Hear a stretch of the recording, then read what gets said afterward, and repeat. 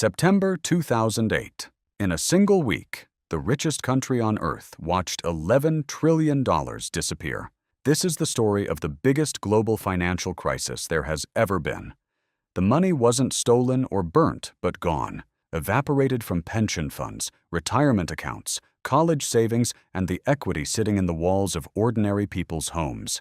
6 million families would eventually lose those homes. And the wildest part? The people who built the bomb that caused all of it got bailed out. So what actually happened? Not the version the banks want you to believe. The real version. The one where every single step of the disaster was a choice.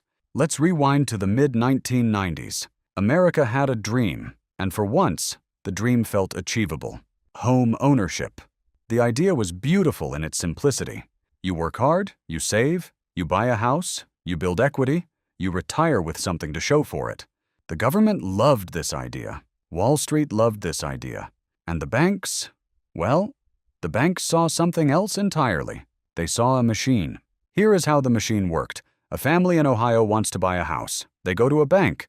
The bank checks their income, checks their credit, and in the old days, if the numbers didn't add up, the bank said no. Simple, clean, safe. But somewhere in the late 1990s and early 2000s, the bank stopped saying no. Why?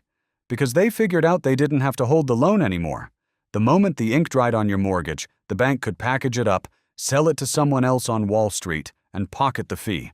Risk transferred. Problem solved. Except it wasn't solved. It was just moved. Here is where it gets clever, and by clever I mean criminal. Wall Street took those mortgages, thousands of them, and bundled them into a single financial product called a mortgage-backed security. Think of it as a smoothie.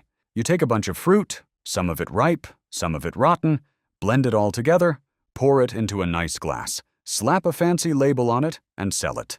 Nobody checks the fruit. They just see the label. And the label these things were getting was AAA, the highest possible safety rating.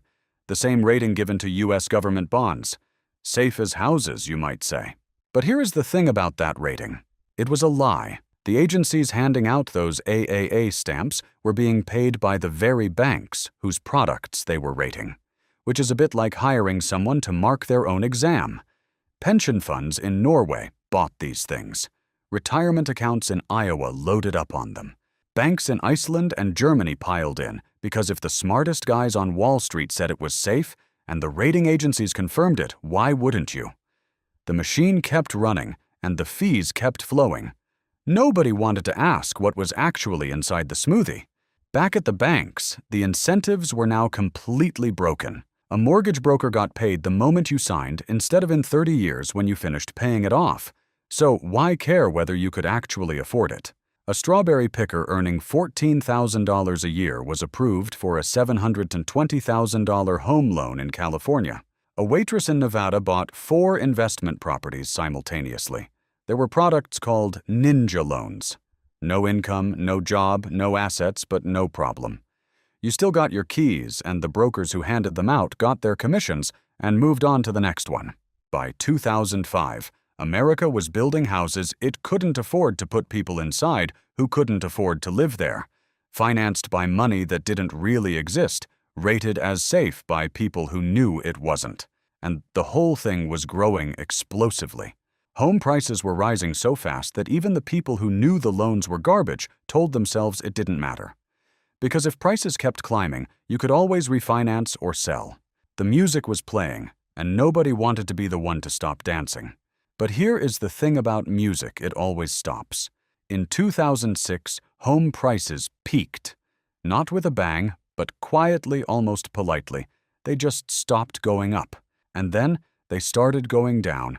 And the moment they did, the entire architecture of the machine began to shake.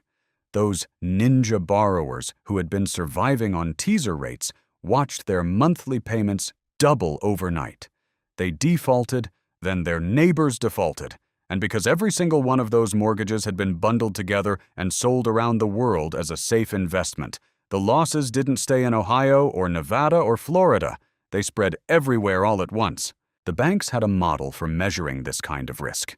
It was called value at risk, and it worked by looking backwards at decades of historical data and calculating how bad things could get on a typical bad day. The problem was the model was designed for typical bad days. Nobody had programmed in the scenario where the entire American housing market collapsed simultaneously. The model said, "Don't worry, we've seen it all before." The market said, "You've seen nothing." Inside the major Wall Street firms, risk managers had been raising quiet alarms for months. Memos were written, meetings were held, warnings were filed, and then filed again somewhere no one would find them, because the firms were making too much money to slow down. Every quarter that the music kept playing was another quarter of record profits, record bonuses, and record fees. The people asking uncomfortable questions were shuffled sideways, managed out, or simply ignored. The ones who kept their mouths shut kept their jobs. Then September 2008 arrived, and the dominoes started falling in public. Lehman Brothers, one of the oldest and most prestigious investment banks in the world, filed for bankruptcy. Not a stumble, not a bailout. Gone. 150 years of history, erased over a weekend. The morning it happened, employees walked out of their Midtown Manhattan offices carrying cardboard boxes while camera crews filmed them from the street. The image became the face of the crisis. Ordinary people staring at their television screens, watching the architects of the global economy pack up their desk plants and shuffle toward the subway. The stock market went into freefall. The Dow dropped 777 points in a single day, the largest single-day point drop in its history at that time. Panic spread through credit markets. Banks stopped trusting each other. The very mechanism that allows the financial system to function, banks lending money to other banks overnight, seized up completely. It was like watching someone's circulatory system shut down. Everything dependent on the flow of credit, which is to say everything, began to suffocate. And the people who paid the real price weren't the ones who built the machine. The teacher in Michigan watched her pension fund lose 40% of its value. The retired factory worker in Pennsylvania saw the equity in his home, the one thing he'd spent 30 years building, collapse by half. The young couple in Arizona who stretched to buy their first house in 2006 found themselves owing more on their mortgage than the house was worth. They called it being underwater. 6 million of those families eventually lost their homes entirely. Foreclosure signs replaced welcome mats in neighborhoods across the country. Whole streets emptied out. Schools lost students. Small businesses lost customers. The recession that followed cost 8 million Americans their jobs. In Washington, the government's response was as jarring as the crisis itself. The Treasury Department and the Federal Reserve put together a $700 billion rescue package, the Troubled Asset Relief Program, TARP, which was a polite way of saying that the American taxpayer was going to write a check to the banks that caused the disaster.